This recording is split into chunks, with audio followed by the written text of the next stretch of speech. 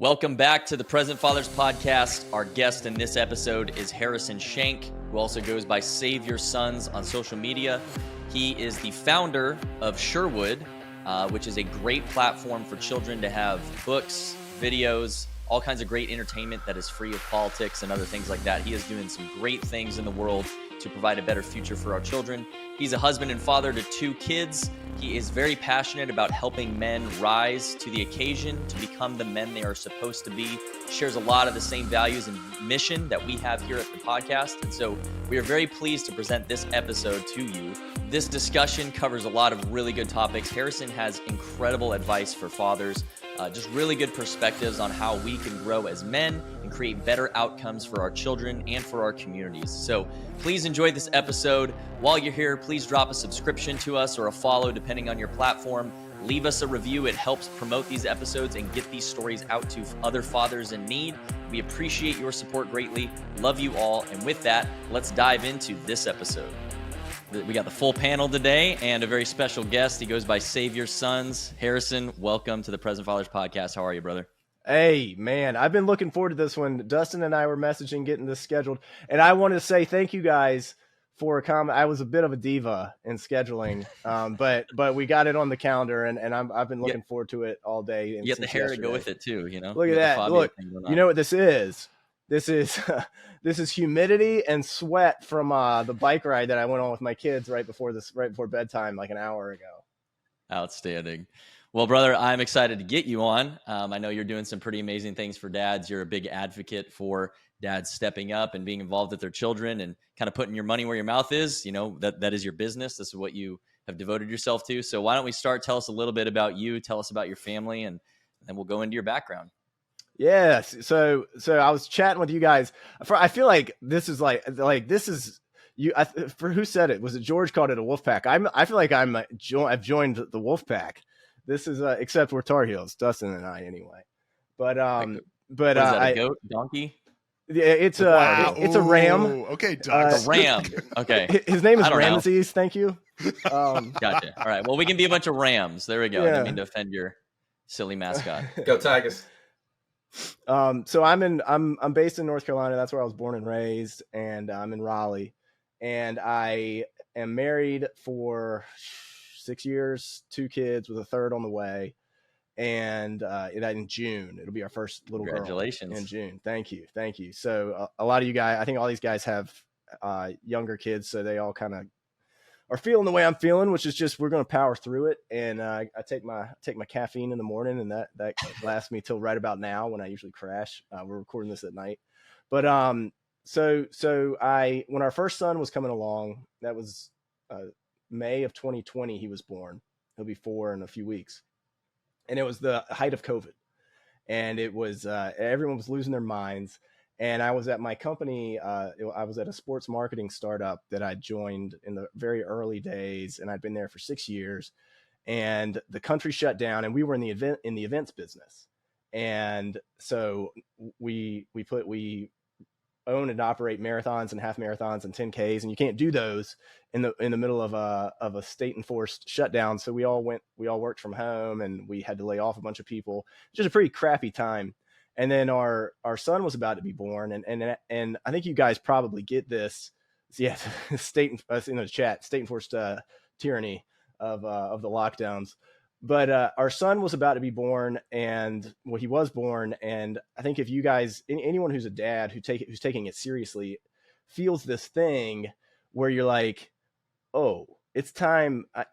I gotta get something going. I gotta fulfill this potential. It's not just me anymore. It's not just my wife anymore. There's people there's real live human beings that are about to depend on me.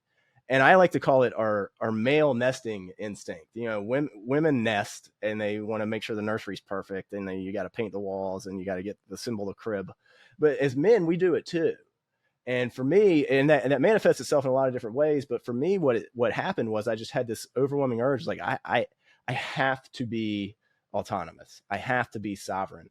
I can't be dependent on my job or on anybody else. I have to be the one that makes things happen. And I was like, I don't know how to do that.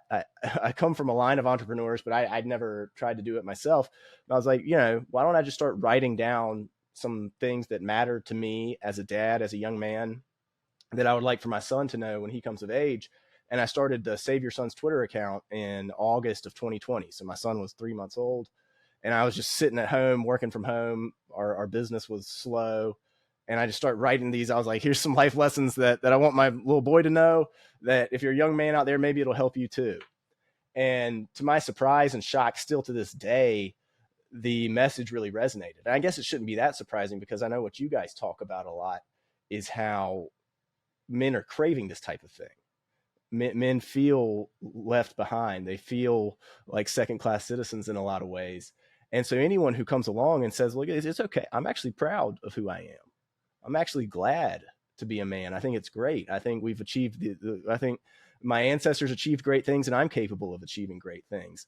And that type of message in 2020 is still pretty novel, but in 2020 it was especially novel, and people really attached to it. And so I'm grateful for that, and was able to grow the brand really quickly and really big across all sorts of different social media platforms. And then spent 2021 and 2022 trying to figure out how the hell to make money off this thing. And finally in 2022, I had it enough figured out to where I left my company. I talked to the CEO. I was the vice president, there was CEO, and there was like eight other people at the company. I came out of the closet as an online content creator. Nobody knew I was doing it, which is kind of funny. It's kind of, you're writing this stuff, like even the thread I posted today, Dustin, I was like, this is kind of cringe, but it's also helpful. Like, whatever, I'm going to freaking post it. But your average normal friends are like, what? You're doing what? You're writing fatherhood lessons online. What are you, a dad influencer? I'm like, yeah, I think I technically am a dad influencer. Yes, I am. So in September 22, I went all in and haven't looked back. And then I met up with my co-founder of Sherwood, which is what I'm full-time focused on now. And that is our kids media streaming platform. I met him kind of halfway through 23, and we formally got together at the beginning of this year and launched Sherwood as hard as we can. Oh yeah, there it is. I made that website, by the way. Do things that don't scale. Do things that don't scale in the beginning. And that's the future, man. That's what I'm building. That's what I want to do. From where I sit, this is the change I want to see in the world. This gets us for my skill set and what I have the capability to do. Like that screenshot. This gets us farther to where I want to go than anything else I can do.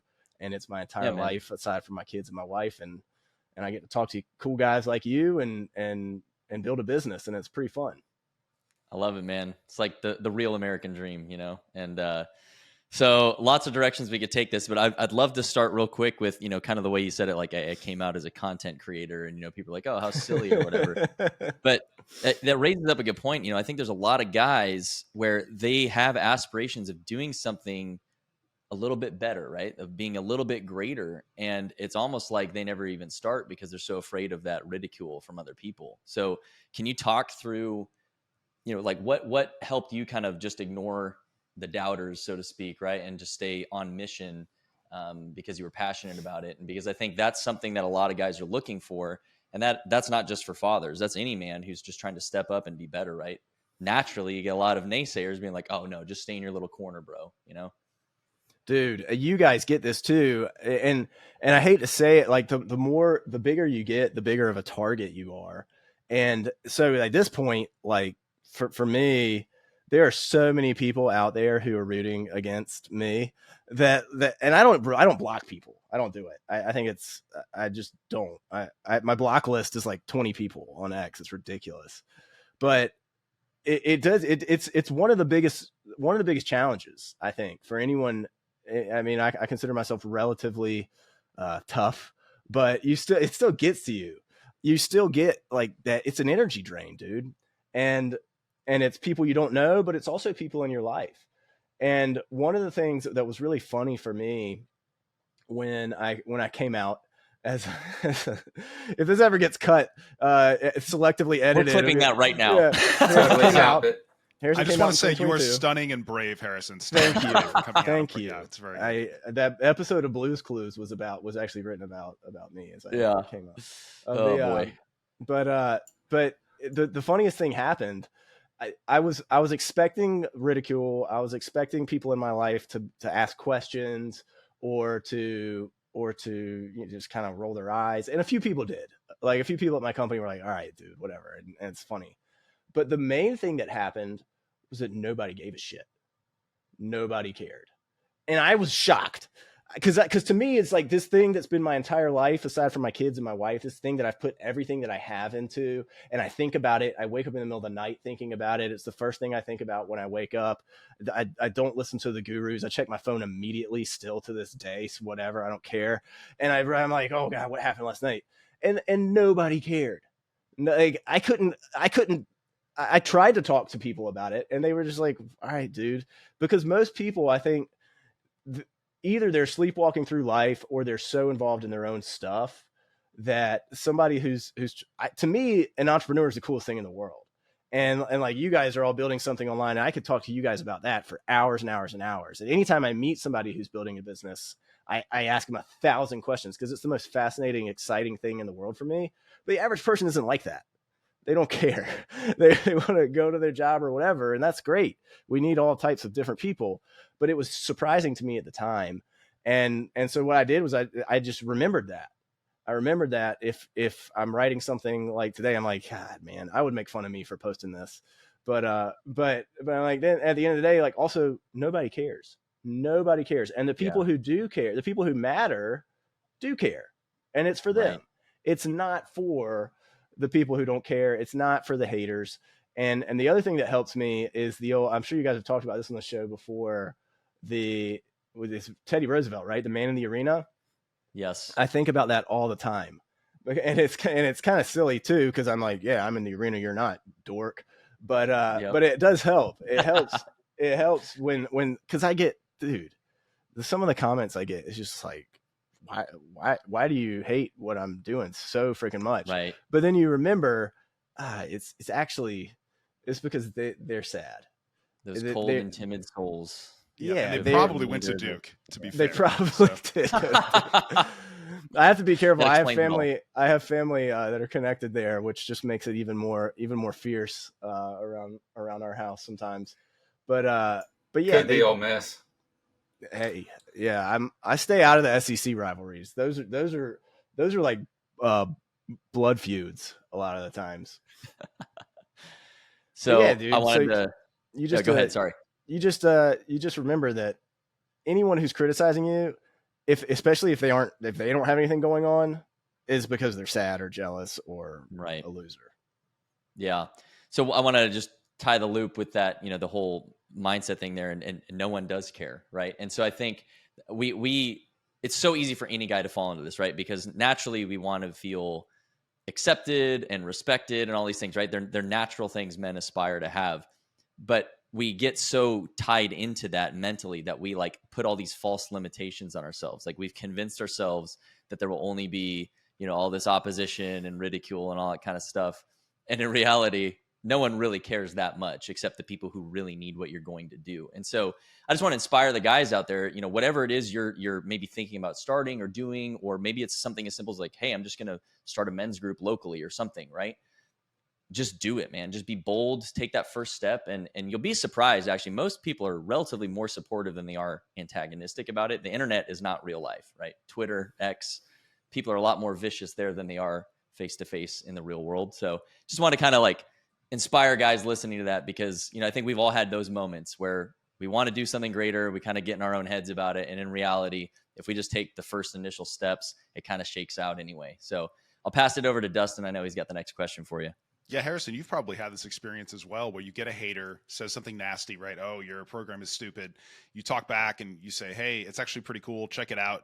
And within a couple of weeks, they've subscribed to your podcast. They're listening to Sherwood, and your haters are often one step away from being your biggest fans. So I always look at a hater, no matter how nasty, as someone who is just a future fan. Yeah, that's good. I need to do a better job of that. In the beginning, there have been times where I've done that, and now I've gotten so cynical or whatever that I have a policy that I try to stick to. Whereas if somebody writes something nasty under me, I don't block them. if they follow me, here's a pro tip. If they follow me and they write something real bad, this is what you do. You block them and then immediately unblock them, and it forces them to unfollow you. And then they don't see your stuff anymore. And they're sitting there scratching their head. What happened? I thought I followed this guy. And you're like, no, buddy, you don't anymore. But I have a policy that I try to stick to, which is just not respond, because almost without exception, if I allow myself to get emotional and have an emotional reaction to something that somebody else says, I regret it 10 seconds later. And it was just like, dude, you look like the biggest clown fighting with this nobody with a Ethereum profile picture of a monkey or a NFT. You're sitting here arguing with this person. Like, the people are looking up to you, and I'm not going to sit here and argue with some guy on the internet who scrolls Twitter all day looking for shit to start fights about.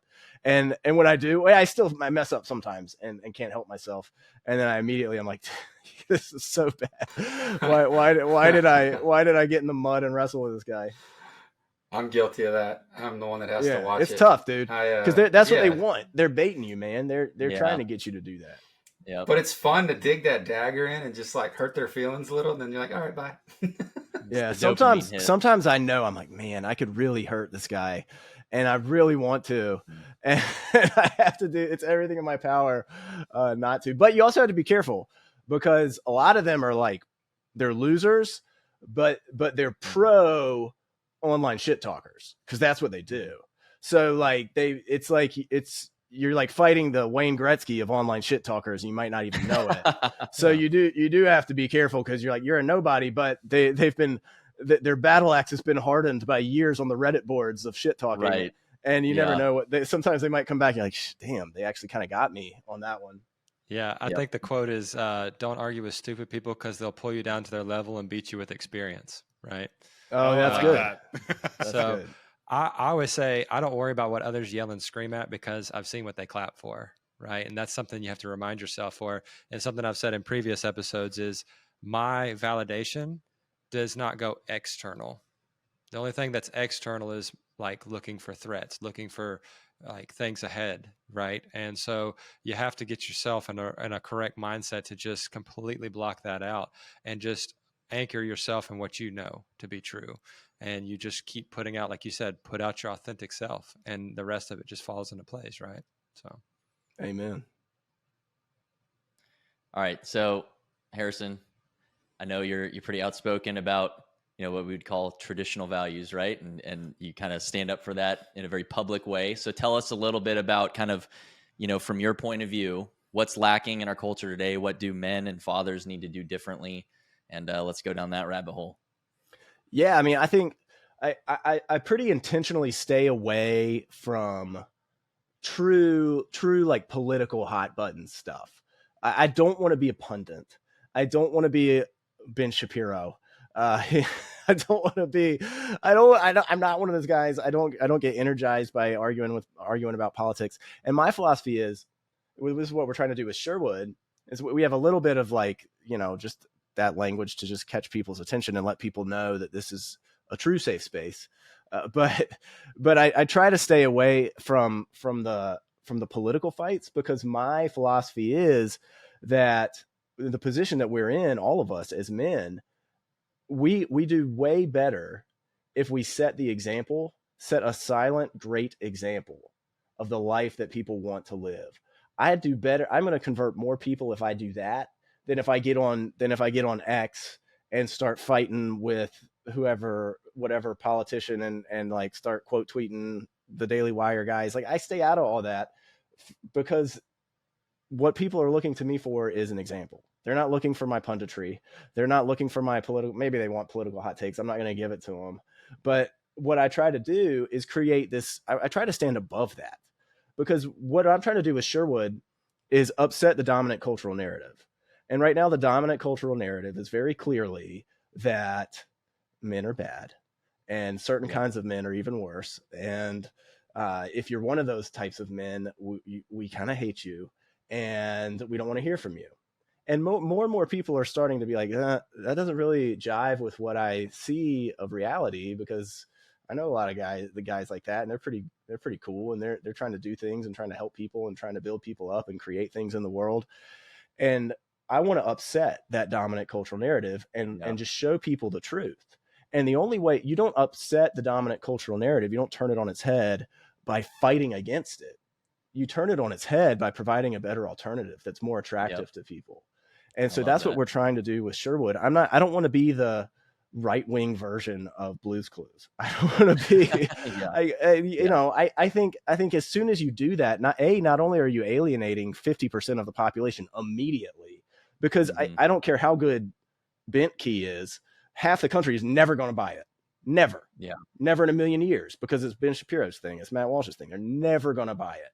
So I don't want to be just a right-wing knockoff of the dominant culture narrative. I want to be a new cultural narrative. And that's what I think Walt Disney, the man, actually got right.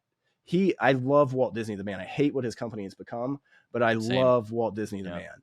He was, as far as American entrepreneurs go, top 3 ever. And that's saying something. And what he understood was he was going to create something that was aspirational. He was going to create something that showed children a vision of the world that they could be excited about. And I don't think we get that anymore. And so I want to do that. I don't want to just say like, oh, do you hate the wokes? All right, come over here. I think we'll get those people. I think those people get it. And I'd much rather be above all of that, shining this bright light that people are like, oh, this is actually better. This is actually, and it's not politicized. It's not highly charged. Right. I'm not signing up to be on the Daily Wire's email list by joining this. This is something new, and they're doing it by attracting people, and they're talking about truth, and they're talking about beauty, and they're doing it in a way that's wholesome and safe. And I would love for my kids to be watching it.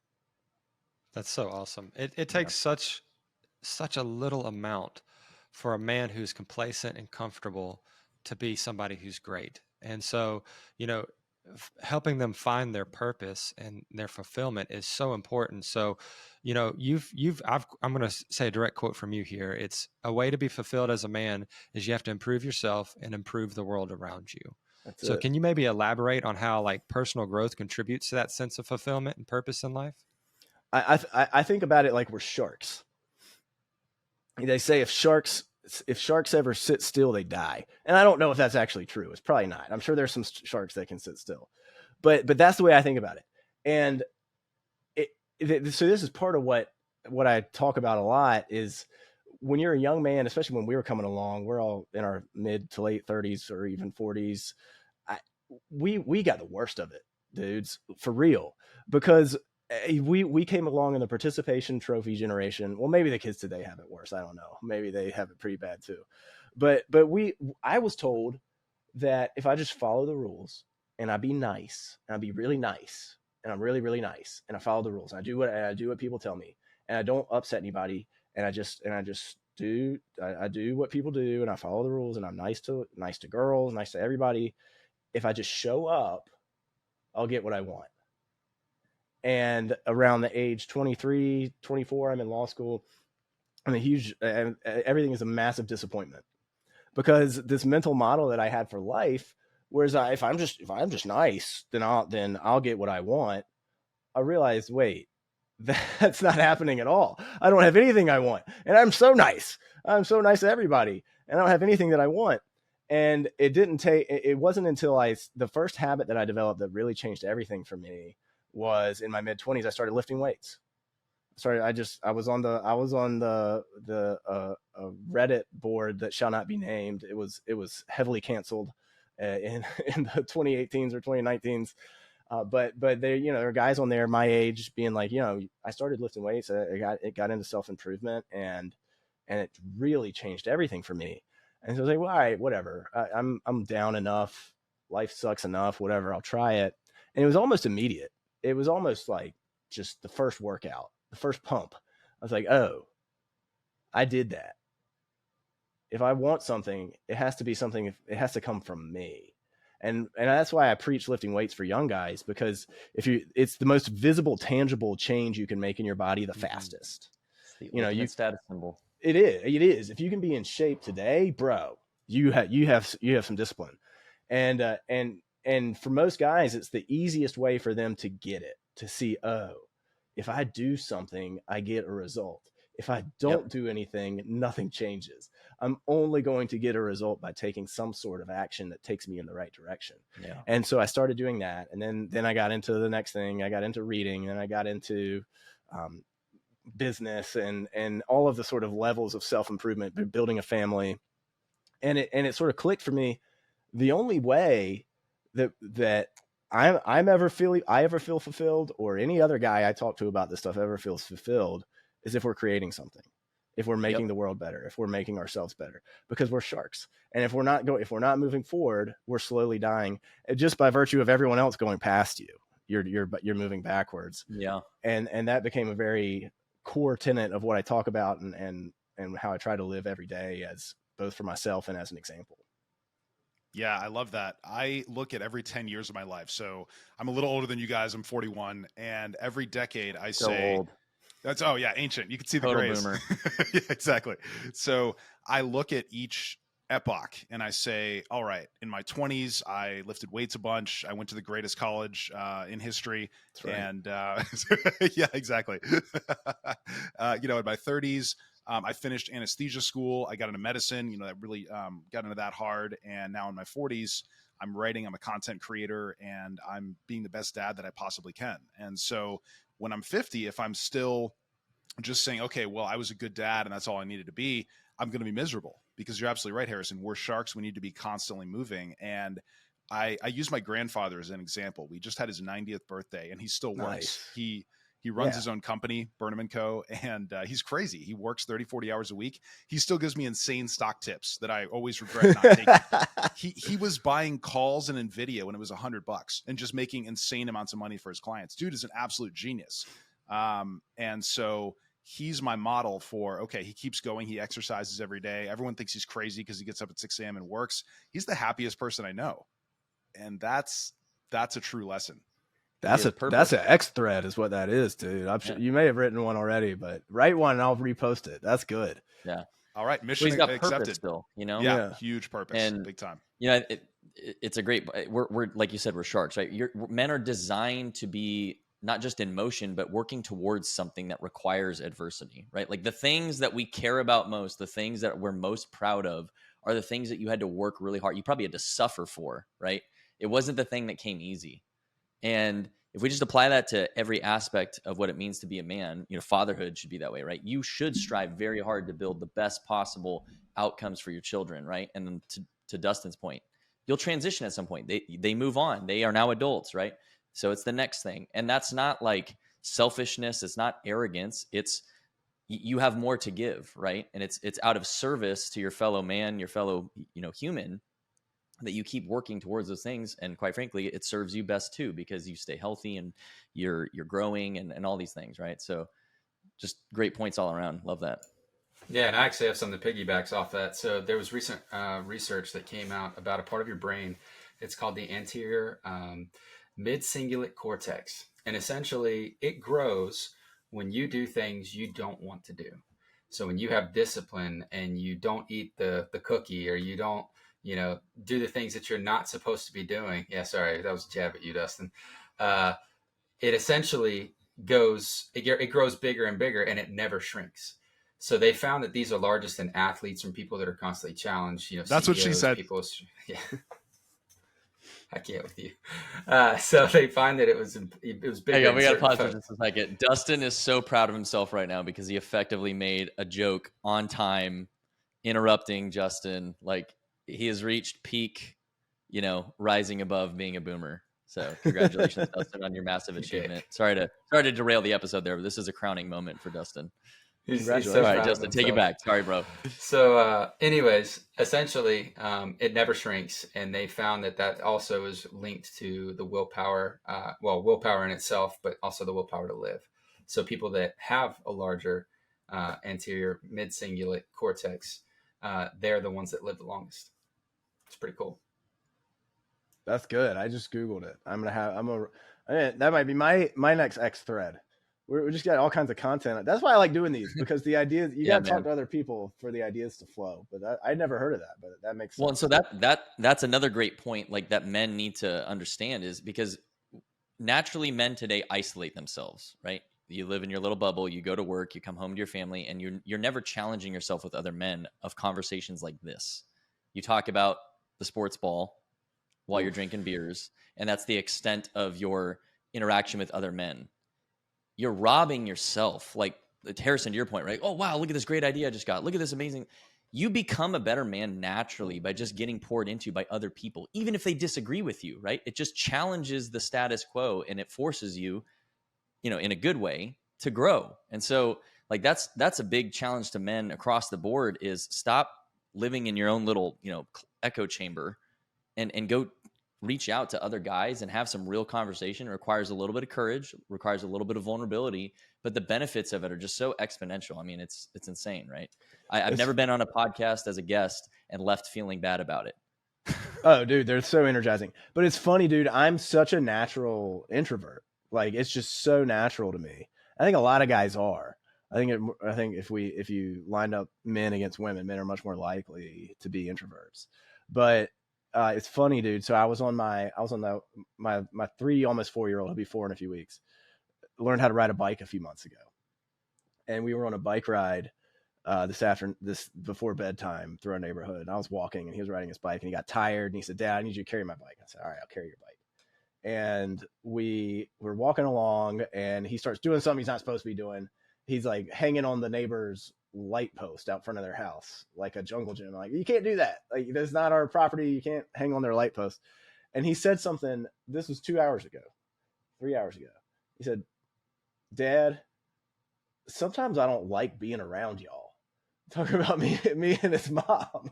And I was like, whoa. I was like, oh man, like my 4-year-old just completely gutted me. So I was like, of course, I was like, well, what do you mean? What do you mean? And he said, well, sometimes I just like being alone. And right then I was like, oh, he's like me. And that can be a really powerful thing, because I believe in focus. I believe in cutting out the world and diving in and doing what you need to do. But as dads, that's one good reminder, is that if there's something in your kid that you're kind of like, I don't really like this about them, it's probably coming from you. Or if it's not coming from you, it's coming from their mom. And you need to recognize that, because they're a mirror.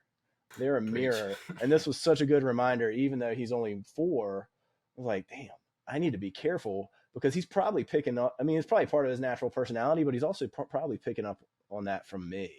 And so I want him to know that I do stuff like this. I want him to know that I talk to my friends. I want him to know that that I have these communities that I'm a part of, because as powerful as being alone can be, like you were saying, George, if we don't get out, especially if we are introverted, if we don't get out and get out of our heads every now and then, we're going to start going backwards, no matter how good you are.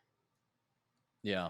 And men specifically, we're built for brotherhood. Like we're designed to have kind of that, peer, it's like positive peer pressure, but it's also support. It's not just like accountability, right? But if you don't have that, you're trying to go to battle alone. It's just not wise, and even with just one guy that you can call on a consistent basis to just check in with like what you're stressed about or worried about, you get it out of you and it loses its power over you. And it's just amazing to me that that's like this novel idea that I'm preaching about, that people are like, oh, I guess I need to do that. And I just don't understand why people don't do it more, because it is probably one of the most helpful things you can possibly do for yourself. It is. It's so energizing, but society, I think, probably intentionally. I mean, they want us atomized, because if we're separated from each other, then we're easier to influence. History has been made time and time again by men having discussions with each other in private. And if men stop having discussions with each other in private, history can be made by the people who are pulling the strings. We don't have to worry about these pesky revolutionaries. We don't have to worry about these rabble rousers. And so I think that's probably pretty intentional, that or at least it's a positive byproduct of the society that they've set up, that we're all sitting around atomized, and we're sitting around at night, and we're not talking to anybody. But you're so right. If we don't do that, well, you're missing a massive opportunity to not forget about changing the world. Just make yourself better. You're leaving so much on the table if you aren't around other guys. I mean, it's the old iron sharpens iron, fire forges steel. If you're not around that, then how are you possibly going to ever reach your potential? You can't do it. Yeah. And the other side of that coin is who you marry, right? You know, the person that you pick for forever, literally like 90% of the rest of your life is completely altered based on how good or bad that person is. And so can we dive into that a little bit? Like, can you tell us maybe about what your thoughts and views are on that? On choosing the right partner? The right wife. Yeah. Mm-hmm. Yeah. I'll say wife. We use gendered language here. The right wife. I love giving microaggressions. That's kind of my thing. I accidentally microaggressed. I said something in that thread as a joke, and somebody got pissed. On the one I wrote today, I was like a woman giving birth, and I said, "Excuse me, I mean birthing person." And somebody was like, "What? Why are you using the word birthing person? Don't you know only women can give birth?" I was like, "Relax. I was joking." It's called humor. Yeah. Yeah. I'm really looking forward to when we can be funny again in our culture. Like, you know, sadly, a lot things of that just used to be fun. It's amazing. Sorry, I didn't mean to throw you off. No, dude, you're good. When I talk to the younger guys, and they're, first of all, what I hate hearing is this prevailing sentiment. I think it's starting to go away, but it was really prevalent a few years ago. So there's just no good women left. There's just no good women left. So why even try? Why should I even try to date? I'm going to go my own way. I'm going to be that. And first off, that's ridiculous. There are plenty of good women left. There are plenty of bad women, and there are plenty of women that'll ruin your life, of course. But that's always been that way. And so you do have to be discerning, and you have to look for the right things when you're finding a wife. And the most important thing, I don't look for, when I was meeting my wife, we met through family friends. It was pretty old fashioned, but so I was fortunate in that way. I didn't have to find somebody on the dating apps, which would be different. But it wouldn't be that different. I would just say to guys, don't think about like, or you want your values to be reasonably aligned. You want all that, but look at little things.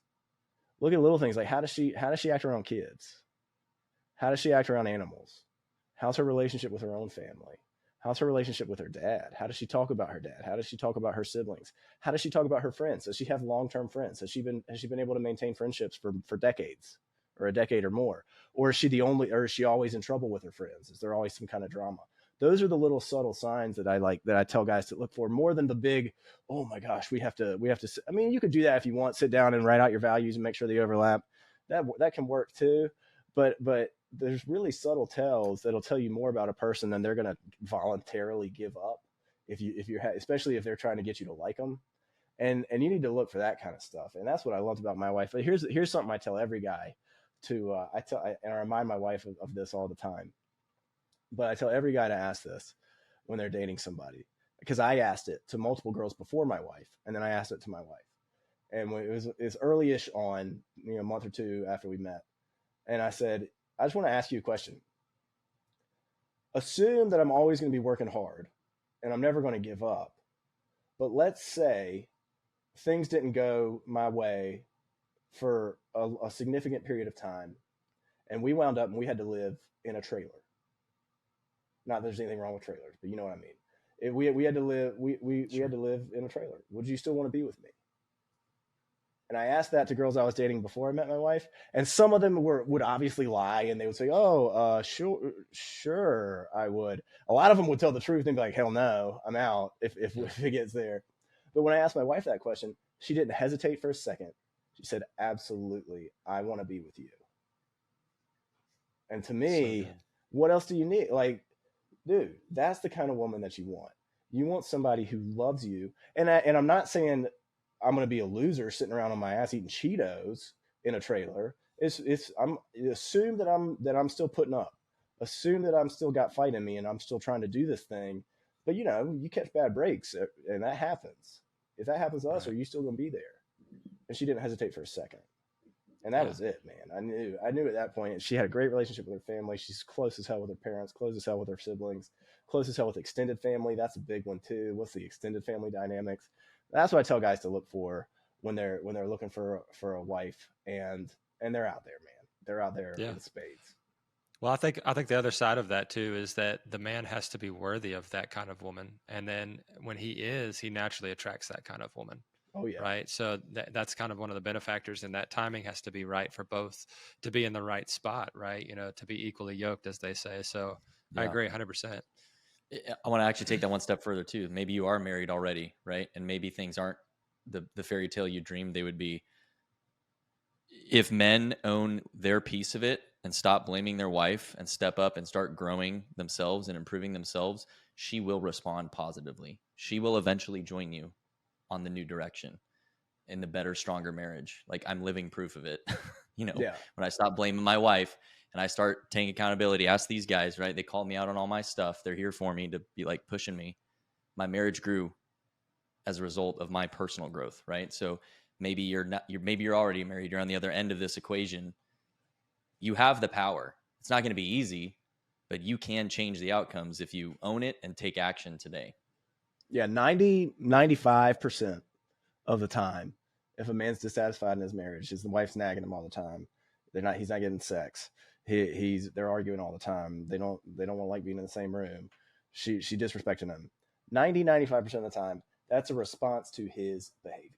Yep. It's a response to his. She ain't gonna act like that if you're a stud. She's just not. She's not gonna argue with you. If you're the man, why would she? She'd be thrilled. So it's a response to your behavior. And what I used to tell guys in my old men's group, coaching group that I had, was the first thing I did online. I did was what I called the camera test. And I'll tell guys they're having rough spots in their marriage. I say, why don't you try this? Put a camera up in your house. Literally or figuratively. Bonus points if you actually just put the camera there. And put it somewhere where it's kind of out of the way where you're going to forget about it, but it's in a place where it's in a room where you hang out a lot. And film yourself for a couple days. Let it run. And then go back and look at the game tape. If you looked at the game tape, would you be happy with what you saw? And I gave that test to a guy who was in a real bad spot with his marriage. And he was like, my wife, man, she's just messing with me. She's always arguing with me. She never wants to have sex with me. I said, well, do the camera test. And I said, what would you see? He said, dude, I don't even have to do the camera test. I said, well, all right, well, what would be on the film? He said, if I'm being honest with you, it would be hours and hours of me sitting on the couch, scratching my nuts. And I was like, there you go. What? That's no woman's happily ever after. It's just not. She is not growing up in princess dresses. I can't wait for the husband that sits on the couch and scratches his nuts. That's not what they're waiting for.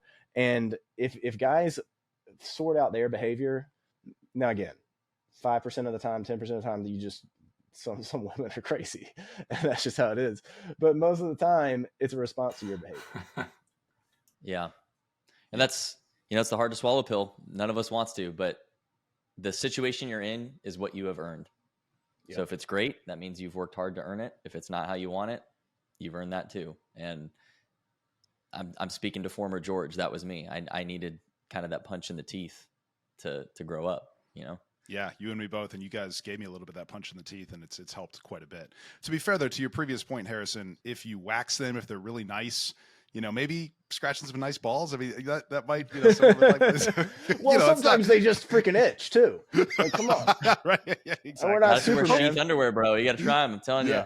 Yeah. Solves all your problems. I am a proponent. I've banished all polyester from my house. So cotton only. Cotton is the fabric of kings. I'm a North Carolina boy. We love our cotton around here, and I'll endorse that until the day I die. But we're not perfect. I'm from Mississippi. I'm not saying I love cotton. I'll get canceled.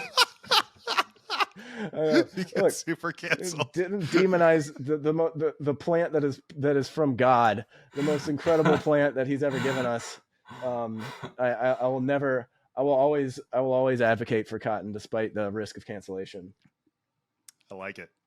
So to your previous point, though, you talked about the camera test, and if someone were to watch me for a couple of days, I think distraction would be my biggest challenge. I think there's so much interesting things happening in the world that I'm constantly desiring to learn more. And, especially with kids, they know. My son has just gotten old enough, as he's 4 as well, to where he's noticing and saying, oh, my dad's more interested in something happening on his phone than he is in me. And maybe that means I'm not that great, So I'm seeing situations where maybe I'm affecting his self-esteem, or, I'm definitely putting a wedge between our relationship. When I can take a full hour, focus 100% with him, I feel amazing. He feels amazing. We're connected. All it takes is a couple of quick glances at a text, and I get back and the moment is ruined. It's incredible how problematic distraction is. So do you have any strategies to help reduce distraction? You have multiple kids, so I'm sure you've got to be head on a swivel, or, they've fallen off a bike before you know it. Have you found any tips that have helped you with that distraction game?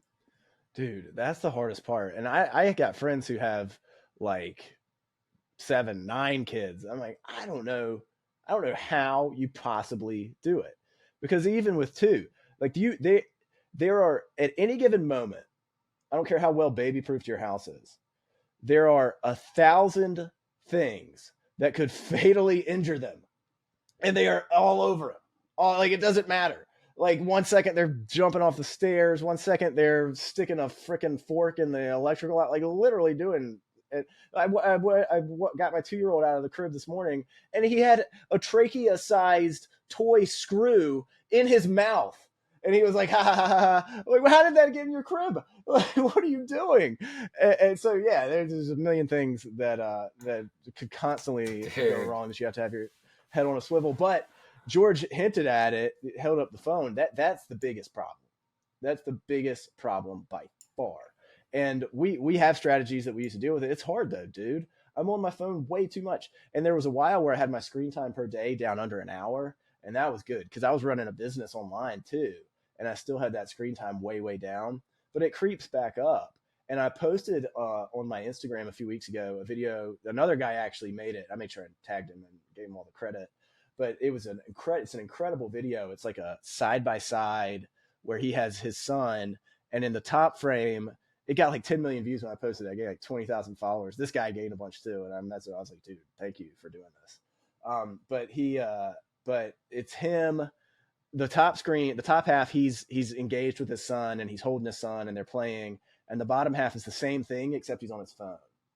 And then you look at the kid's face. Look at how the kid's responding to that. And the kid's lit up when he's with his daddy. He's playing. They're having a great time. And then in the lower screen, when dad's on his phone, they're doing the exact same activity, but the kid just looks dejected and he looks ignored and he looks sad. And you're just like, oh, it just smacks you in the face because you're like, that's me. We all do that. And so one thing that we try to do, and we're pretty good about, is that phones just don't come out when we're with the kids. They don't. The only time they come out, and it sounds like I'm shilling Sherwood. I'm not. This is true. But if we're listening to Sherwood, or we're watching something on Sherwood, or we're doing something on Sherwood, that's okay to me because the device itself is not the enemy. The enemy is how we use the device and that we let it distract us. And then the enemy is the content on the device that is distracting us or that is feeding some sort of poison message propaganda to our kids. The device itself is a tool. It's like a chainsaw. Yeah. Chainsaw can be really bad. Are you using it to build connection, or are you letting it drive a wedge? Yeah, exactly. And so I have a drawer. I shoved the phone in the drawer, and it's in the drawer now. We're not going to do it right now. And that works pretty well, but it's something you just have to be vigilant about because life does come up, and we're at this point where we are expected to know what's going on, and we are expected to answer messages. And to the extent you can say, screw off, I'm not going to answer, that's great.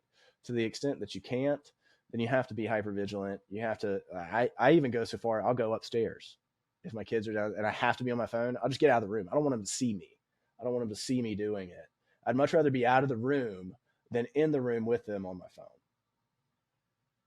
Yeah, and you have about to the age of 4, so practice that when your kids are young because it's so hard. It's the hardest habit to break. But I'm in that gauntlet with my sons too, and I swear I'm going to change his name to Johnny Knoxville because he's climbing on stuff and he's like, "Welcome to Jackass," and I'm like, "Oh my god, dude, you're going to die!" What are you doing? He literally stacks chairs on top of tables and then climbs onto the bar counter. He's got like a knife or something, and I'm like, bro, like if your mom saw this, I'd get murdered. It's like the meme, why do women live longer than men? You're like, well, have a little boy and you'll know. Yep. Yeah, my daughter's just over there like, hey, Dad, what's up? I'm like, oh, God. He's training to be in the X Games at the age of 2. Yep. Yeah, and it's terrible. My wife's a pediatric dentist, so she's like really weird about teeth. and he's already cracked one of his teeth, and she's not happy about Oh, it. mine too. He My chipped it. oldest I did was like, too. oh God. So yeah.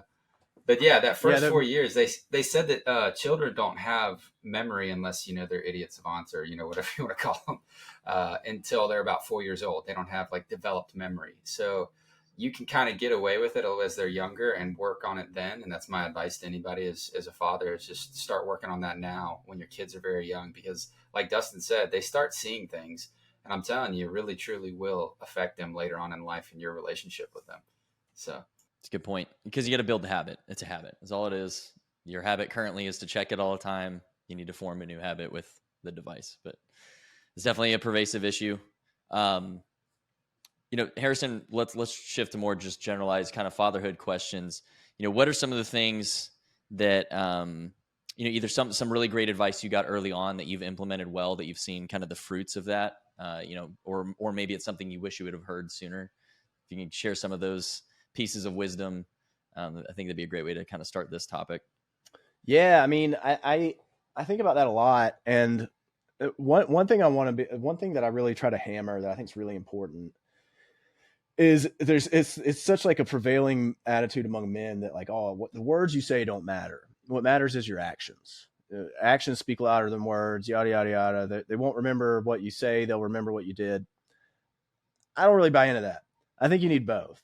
I do think actions are important, but I think you need to be intentional about how you talk to your kids, because we take in so much through verbal learning. And if you're not intentionally imparting the messages, you're leaving so much open to interpretation. And when it's the future of your kids, interpretation is a risk that you don't want to take. You don't want them to have to interpret what message you were trying to impart to them. And so one thing I take really seriously, even though my kids are young, is that I try to show them, but then I also talk to them. And as far as what lessons I wanted to learn, it's all the stuff that I talk about, all the stuff that we've talked about on this show.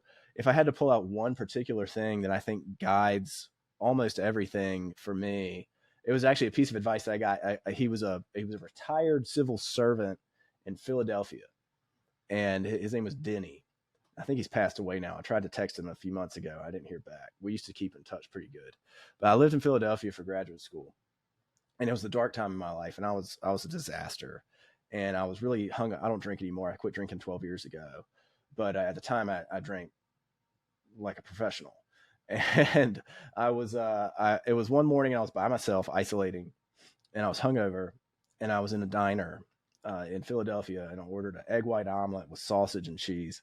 And I was sitting there just stinking like booze.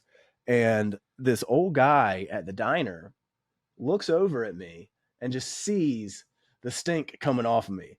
He must have seen himself in his 20s or something. But I kid you not, strikes up a conversation with me.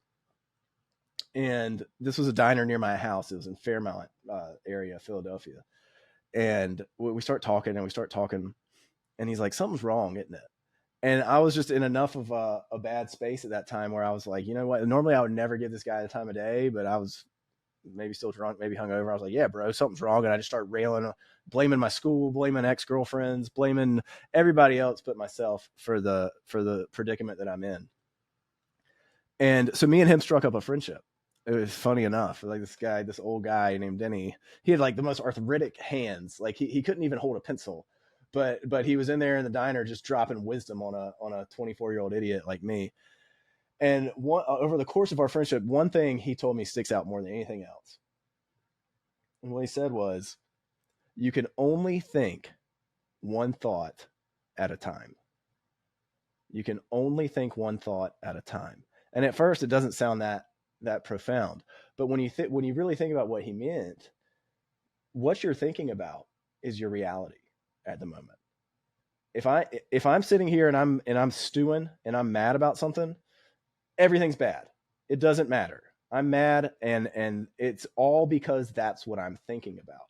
And he said, here's the beautiful thing. You can only think one thought at a time, and you are always in control of what that thought is. And once that sunk in for me, I still have my moments. I have my moments when I'm down and when I'm like, oh, nothing's working. I'm blowing it. It's not going the way I want to go. you're in complete control of that. That's a complete voice in your head that you are the speaker. And the second you start saying something else, anything else, it goes away.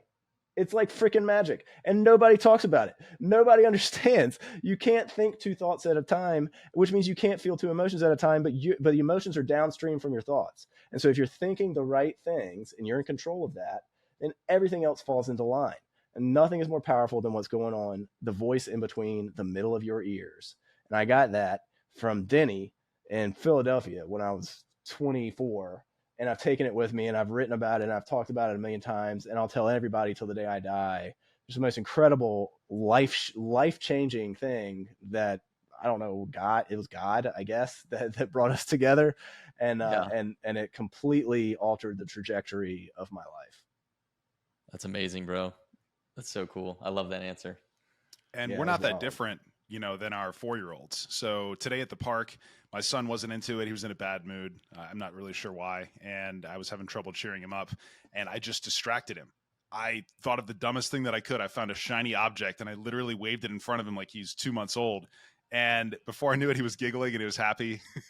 And we were back in business. And honestly, I can do the same thing to myself. If I'm in a terrible mood, I can hit that reset button, think about something else, and like you said, one thought at a time. I can't have those negative thoughts and that misery that I was having because I'm thinking about that shiny object and I'm moving on to the next, like a shark, right?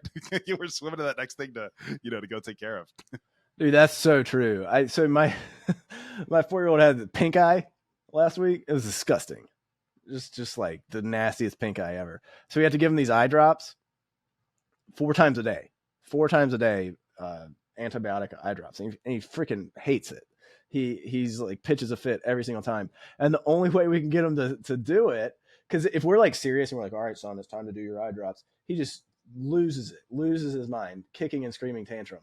So we've had to start just doing stuff like you were saying, Dustin. Like, he has a toy robot in his room. And tonight before bed, we're like, all right, can you get your eye drops in before the robot's head turns around 3 times? And you just do like random weird stuff I think about it like you're shaking the vending machine. You're like shaking them loose from whatever they're in, and you be funny, you be weird, you be silly, and that goes a long way. And you're so right, dude. We're doing the same things to ourselves. We're intellectual about it. I can only think one thought at a time. Like, nah, dude, you got to get your vending machine shook. Yeah, absolutely. So what does legacy mean to you, and how do you plan on imparting it to your children? Oh man, that's funny, dude. I don't think I've ever actually concretely thought about it.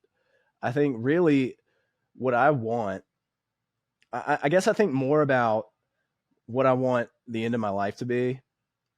I want to die at 150. I want to be the first person to ever live to be 150.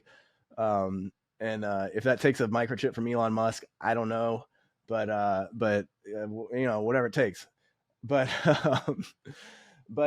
but I really want a family lineage that stays close indefinitely. And I think that's something that's so wrong in our society. And it's so easy to rag on boomers. I was doing it today on the timeline because it's always good for engagement. But I think what's happening with boomers is I see it happening with my own family and their friends, my parents and their friends. But the patriarch, the parents will die, and there's nothing holding that family together anymore. They're gone, and the only reference point I had for a lot of cousins or whatever was our grandparents. And when they're gone, all those relationships die with them, or they're at least never the same again. And that's what I don't want for my family. And I think that a lot of the issue actually is, even on the right, that people have sort of fetishized this idea of a nuclear family as the ideal. And I actually don't buy into that. I think a nuclear family is great, but I think it's one piece of a puzzle that's much bigger. I think you need multi-generational families. I think you need cousins and second cousins and third cousins, and you need to have a community. A family should have a community feel to it. And the nuclear family actually is pretty vulnerable, because what happens is, especially if the patriarchs, the grandparents, whatever, aren't intentional, when they're gone, there's nothing left. And so everything that I'm doing is looking towards that third, fourth generation to come from me, which I'll hopefully still be alive for. But when I do die, I want them to be able to call each other. I want the second, third cousins to hang out with each other. I want them to be friends. I want them to have that network, that community, that safety net that's so much more powerful. I mean, it's great to have friends. I mean, friendship is incredibly powerful. You guys are a testament to that. Having that network that's family is something that we're missing as a society. And that's something that when I think of legacy, that's what I want. I want to be, on my deathbed looking around knowing that my great grandkids got each other's back, and they're going to take that mentality, and their great grandkids are going to have each other's back, and their great grandkids are going to have each other's back, because that's what I see happen. I think that's the root cause of so much that's going wrong right now is we're too nuclearized, we're too atomized, and there's nothing saving people when that one lifeline goes away. There's nothing else to catch them. It's a great point, man. Love that. So as we move through this beautiful thing called life, we make a lot of memories, and there are some that stick out in your mind more than others. Are there any, moments in this life since you've become a father that just really stick out, or maybe a story that you want to share? Oh man, might be some dead air while I think. Do you guys edit these, or what do you go? Do you go no edit? You just raw dog? We're gonna leave the awkward pause. We'll clip an ad in right here. No, I'm just kidding. Oh yeah, good. But throw an ad for Sherwood. Yeah, throw a Sherwood ad. Episode brought to you by Sherwood. Subscribe now. No, I'm just kidding. Are you tired of playing defense with your child's entertainment? Kids can't walk into the library or turn on the TV without being bombarded with political, social, and progressive agendas. And if it's not propaganda, it's awful. Our kids deserve better. Welcome to Sherwood, the ad-free, wholesome entertainment platform that shares your values.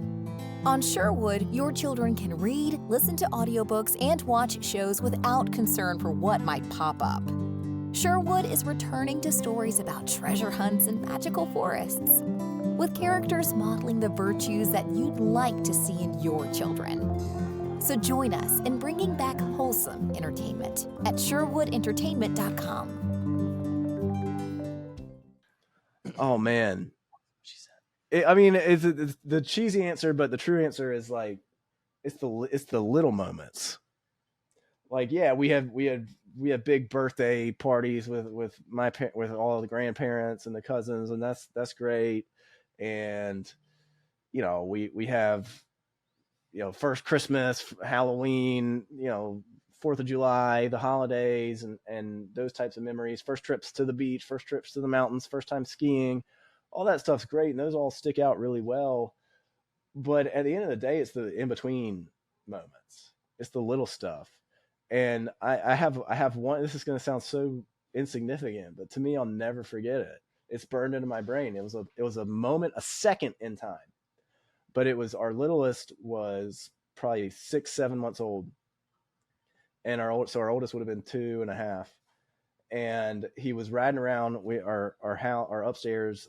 This is my basement office, but our middle floor is like a circle, so he can go around it. He would go around it on his balance bike, just doing laps, and he was doing laps, and my dad was holding my youngest son. They were over for dinner. And he was holding my youngest son on the couch, and my dad was facing away from my oldest, but my youngest was watching the oldest. And he was watching his big brother do laps on his balance bike around the house.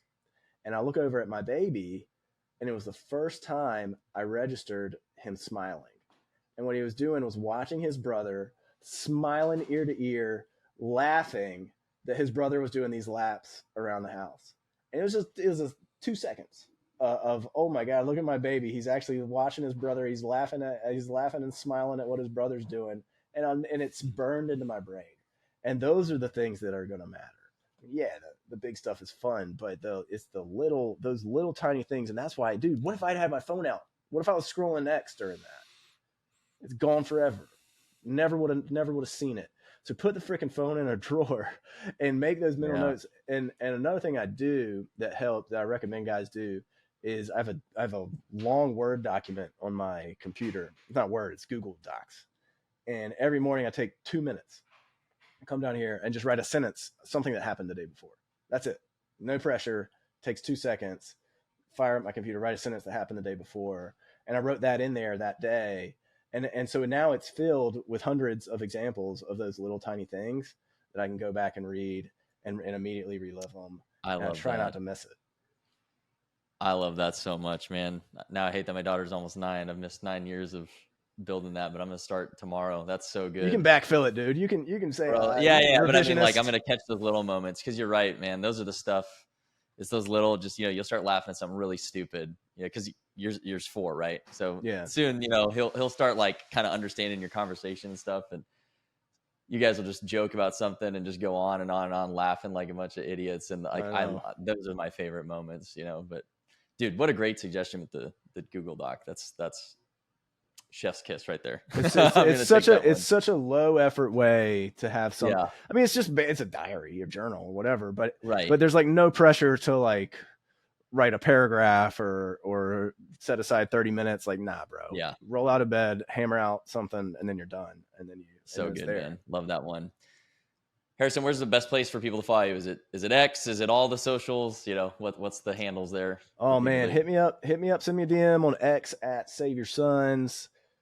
Instagram is save.your.sons. I really want to grow on LinkedIn. I want to be a LinkedIn influencer. So hit me up, Harrison Shank on LinkedIn. I'm just getting started there. My Facebook is pretty big. It's Sherwood, but it's at Save Your Facebook at Save Your Sons, but it's Sherwood branded now. And whatever, man. I'm all Froggy the Gator. Froggy the Gator is my kids podcast that I do a couple times a week. And really? Yeah, dude, check it out. It's blowing up. Froggy, it's Sherwood's Mickey Mouse. And gotcha. It's well, and tell us a little bit about Sherwood. We didn't really talk too much about that. Oh yeah, man. So Sherwood is a streaming platform for kids.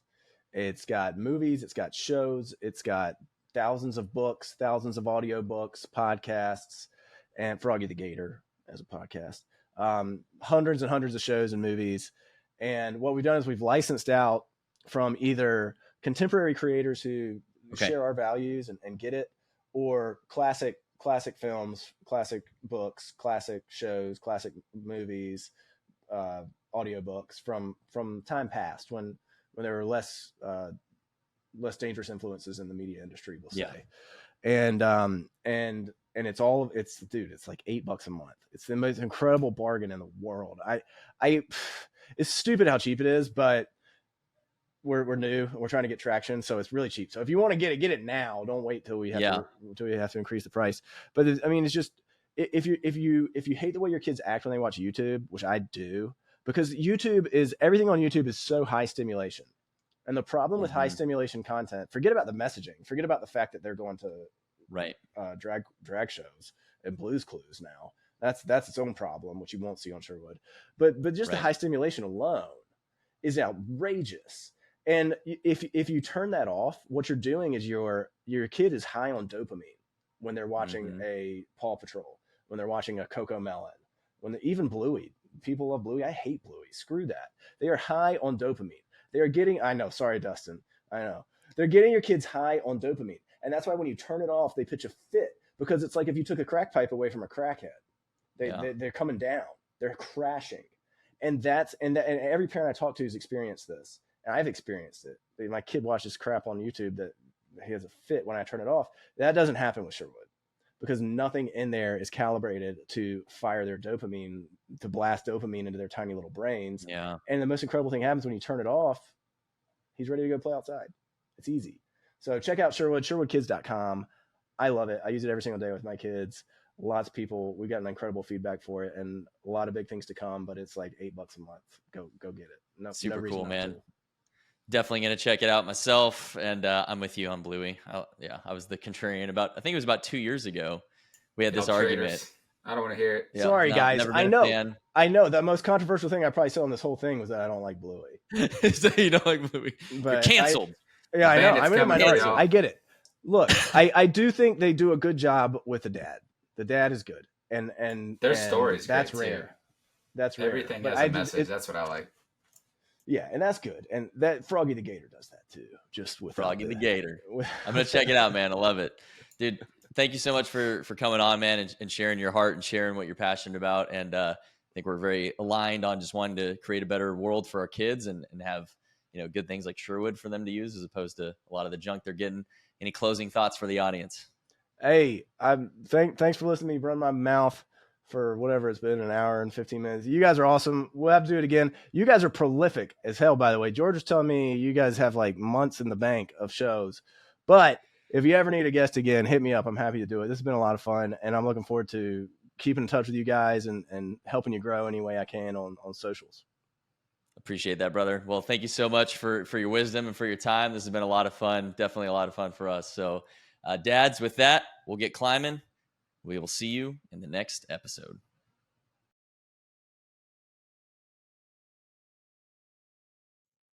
Thanks for watching this episode of the podcast. If you're on YouTube, drop a subscription to us. And if you are listening on Apple or Spotify, please leave us a review. It helps greatly. If you are also ready to level up as a man, check out Elite Sentinel Coaching, our program designed specifically for men, where we forge men into leaders. We turn cowards into kings, weaklings into warriors. Become the hero in your story. Join us today.